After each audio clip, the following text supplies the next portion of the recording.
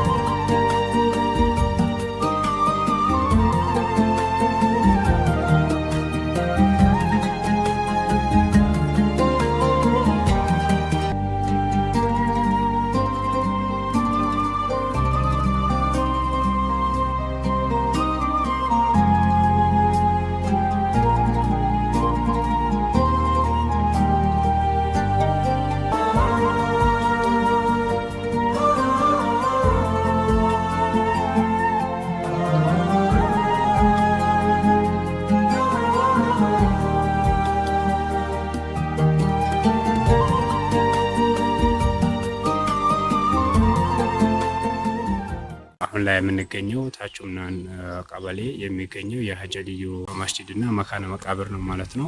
ታዲያ ይህ ቦታ ለምን መጣ የሚል ነገር ሊነሳ ይችላል። እንደምታውቁት አብዛኛው የስልጤ ማህበረሰብ ይሄኛውን ቦታ ያውቀዋል። ለሁሉም አዲስ አይደለም። ኦልሞስት የአባቱ ቤት እንደማለት ነው። ምንድነው እዚህ ጋር በጣም አስገራሚ ታሪክ አለ። ይህ አባት እዚህ ያለው ማህበረሰብ አስተባብሮ እምነቱን እንዲሁም ደግሞ ቋንቋውን ራሱን ባህል ይዞ ራሱን ችሎ እንደ ብሔር ቆሞ እንዲራመድ ከማድረግ አንጻር ትልቅ ሚና ያላቸው ሰው ናቸው። እንደሚታወቀው እናታቸው አረብ ናት፣ አባታቸው ደግሞ እዚሁ ሀበሻዊ ነው። ነገር ግን ከዛ ተነስተው መጥተው የተለያዩ ጎሳዎች፣ የተለያዩ ነገስታት በተለያየ የኢትዮጵያ አቅጣጫ ውጊያ በሚያደርጉበት ጊዜ ውስጥ ራሳቸውን ከነበሩበት ሀገር በስደት ኢትዮጵያ ውስጥ ሀበሻ ውስጥ በመግባት ራሳቸውን ሳክሪፋይስ በማድረግ ትላልቅ በጊዜው ከነበሩ ጦር መሪዎች፣ አበጋዞች፣ የሀገር መሪዎች ጋር በመሆን ትልቅ ፖለቲካልም ይሁን ሃይማኖታዊ የሆነ ተጽዕኖን ያደረጉ ሰው ናቸው። ከዛ ተነስቶ መጥቶ የተወለዱበት የአባታቸው ሀገር የሆነውን ማህበረሰብ ታሪክ ለማስጠበቅ እምነት ለማስጠበቅ የሄዱበት ርቀትና የከፈሉት መስዋዕትነት በስልጤዎችም ይሁን በሌላው በአጠቃላይ ታሪኩን በሚያውቀው አካል ትልቅ ሰፊ የሚሰጠው ቦታ ነው ማለት ነው። ከዛ አንጻር ዛሬ ይህን ቦታ ለማየት ወደን እዚህ ተገኝተናል ማለት ነው። መካነ መቃብራቸውም እዚሁ ነው የሚገኘው፣ መስጂዳቸውም እዛ ጋር አለ ማለት ነው። ሄደን የምናየው ይሆናል። ስሜ ሸምሰዲን ባትገባ ይባላል። የምስራቅ ዘመናት በርበሬ ወረዳ በቱሪዝም ጽሕፈት ቤት ባለሙያ ነኝ እና አሁን ያለንበት የሐጀልዮ መስጂድና መካነ መቃብር ቦታ ነው ያለነው። ከስልጤ ዞን ዋና ከተማ ከወራቤ በ40 ኪሎ ሜትር ርቀት ላይ ይገኛል። ምስራቅ ዘመናት በርበሬ ወረዳ በታች ኡምናን ቀበሌ ወንጀዳ ጎጥ ውስጥ ይገኛል ማለት ነው። የሐጀልዮ መካነ መቃብር ያው እዚህ ውስጥ ነው ያለው የተቀበሩትና ያው እነዚህ መቃብሮች ደግሞ ያው እሳቸውን ተከትሎ የመጡ እነሱን አጅቦ የመጡ ተከታዮች ናቸውና እነዚህ እንጨቱ አሁን የሚታዩት እነዚህ ዝግባዎች ብዙ ያስቆጥሩ ናቸውና እነዚህ አሁን እንደሚታያቸው በጣም ትላልቅ ናቸውና እዚህ አካባቢ ብዙ ታሪኮች በጣም ለስነ ጽሁፍም ለጥናትም ለምርምርም ያለበት አካባቢ ነውና ይህን አካባቢ ደግሞ ያው ማልማትና አካባቢው ማሳደግ በትውልዱ ይጠበቃል ማለት ነው። ምክንያቱም ብዙ የጎደሉ ነገራቶች አሉ እዚህ አካባቢ ማለት ነው። እስካሁን እንደውም አልተሰራም፣ ዞኑም አልሰራበትም ማለት ይቻላል። የስልጤ አባት ናቸው እስከተባለ ድረስ መዘከር ብቻም አይደለም፣ ያው እዚህ መጥቶ መስራት አለበት እንደኔ እምነት። ምክንያቱም ቀጣይ ትውልድ ማስተላለፍ አለበት።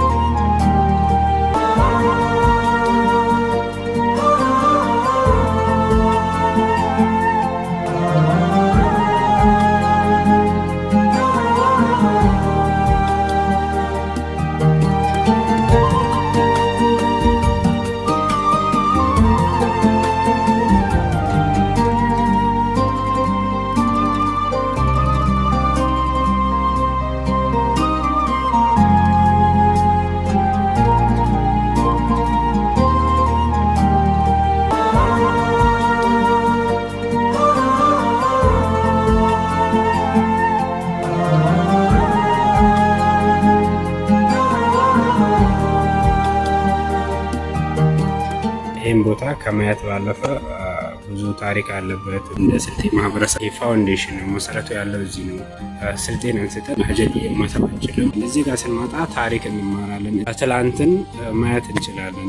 ታች ምናምን ላይ ያለው ውጭ ላይ ታሪክ ተቀምጦ ይታያል ማለት ነው። እንዲሁም ደግሞ ታች ምናምን ከመሬት ስር ደግሞ ይህን የመሰሉ ትልቅ ሰው መቃብራቸው ይገኛል ማለት ነው። ይህን ቦታ ማየት መዘየር፣ ታሪክን ማወቅ፣ ትላንትን ማየት የሚቻልበት ቦታ ከመሆን አንጻር ስልጤ ማህበረሰብ ይህን ቦታ ምን ያክሉ ያውቀዋል የሚለውን ነገር ጥያቄ መጠየቅ አለብን ብዬ አስባለሁኝ። ይሄ ቦታ ዛሬ የሚታየው የስልጤ ማህበረሰቡ የተገነባው ትላንት ብዙ ፖለቲካ፣ ሃይማኖታዊ፣ ግዛት ጥያቄዎች በሚነሱ ጦርነቶች ውስጥ የተለያየ መስዋዕትነት ተከፍሎበት ነው እና ከዛ አንጻር ቦታውን ማየት ማልማት ያስፈልጋል ብዬ አስባለሁኝ። ለማልማትም ደግሞ ቦታውን ለመንከባከብ ለመጠበቅ መጀመሪያ ማወቅ ይቀድማል እና ቦታውን ማወቅ ያስፈልጋል። እንደ ወረዳ የተሰሩ ያሉ ነገሮች አሉ። የመሰረተ ልማት፣ የማብራት፣ የመንገድ ስራዎች ኦልሞስት እየተጀመሩ ያሉ ነገሮች አሉ። ያ በቂ ነው ወይ?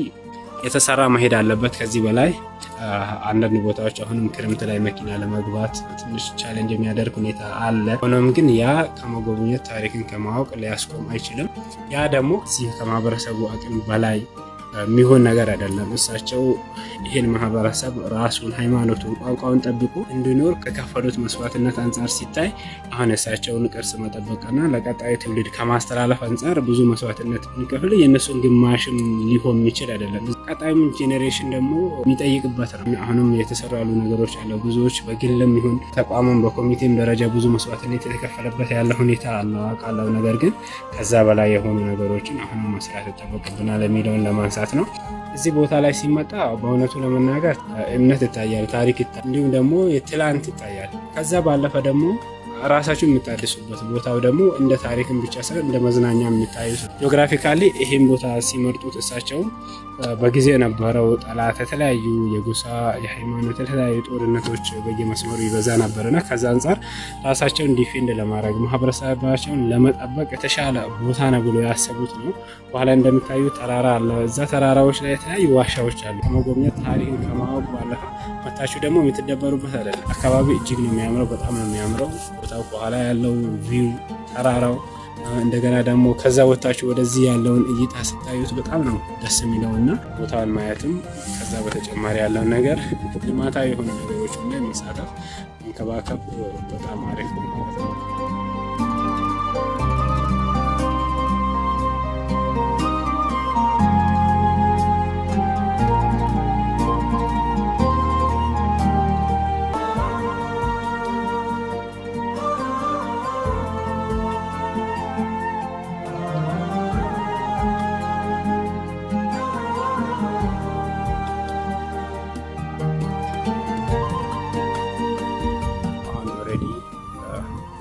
ለተራራው ለመውጣት እየሞከርኩ ነበር። የተወሰነ ልብጣው ብዬ ከመስጂዱ ጀርባ ያለ ነው። ይሄ እንዳለ ተራራ እንደምታዩት በጣም ያምራል። ታሪካዊነቱ ባለፈ ለጉብኝት እንኳን ቢለማ በጣም የሚያምር ነው። ምን አሰብኩኝ መሰላችሁ? የሀጀልዩ አመጣጣቸው ከሳውዲ ምጡ እንጂ መጀመሪያ ወደ ሀረሪ ገቡ። ከሀረሪ ኢብራሂም አልጋዚ ጋር ሆኖ በጦርነት ወደዚህ ወደ መሀል ሀገር እንደመጡ የተለያዩ መረጃዎች ይጠቅሳሉ። እና መተው ግን አልተመለሱም። እሳቸው የመረጡት ቦታ እዚህ ነው። ምን ያክል ስማርት እንደሆኑ ነው የገባኝ። ጀስት የገባቸው ደን እዚሁ ተወልዶ ልጅነታቸው ያደጉበት ባይሆንም የጦርነት ስልቱ እንጂ ራሱ አዩት።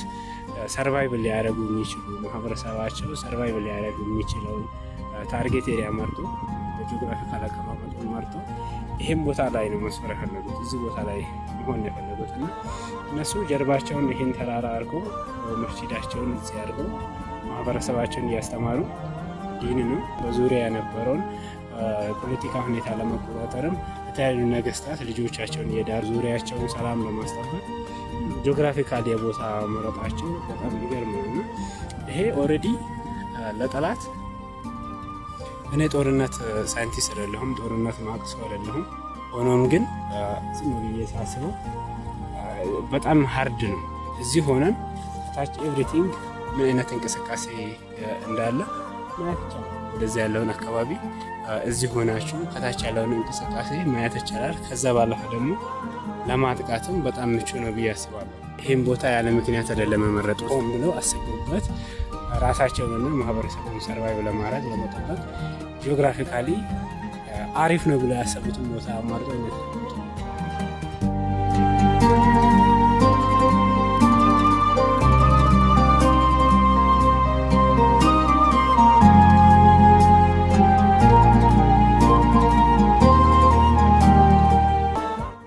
ከመስጂዱ ጀርባ ያለ ተራራ እና ብለው የሚገፋ አይደለም የቆመ ማለት ነው። በቃ መጣብኛል ወይ ያልኩ ነው።